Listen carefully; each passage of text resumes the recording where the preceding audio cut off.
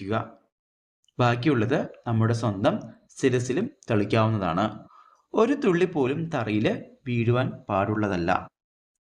ഈ സമയം മനസ്സിൽ ജപിക്കേണ്ട മന്ത്രം ഇപ്രകാരമാണ്. സാളഗ്രാമ ശിലാപാനി പാപഹാരി വിശേഷത ത്രിജന്മ പാപ സംഹാരം പ്രായശ്ചിത്തം കരോമ്യഹം. ഇതാണ് തീർത്ഥം സേവിക്കുമ്പോൾ ജപിക്കേണ്ട മന്ത്രം.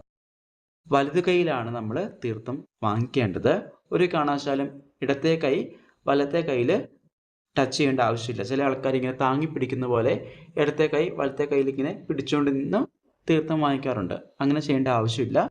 വലത്തെ കൈ കൊണ്ട് മാത്രം വാങ്ങിച്ചാൽ മതിയാകും. പ്രസാദം. പഞ്ചഭൂതങ്ങളെ പ്രതിനിധീകരിക്കുന്ന ചന്ദനം, തീർത്ഥം, ദീപം, ധൂപം, പുഷ്പം ഇവ 5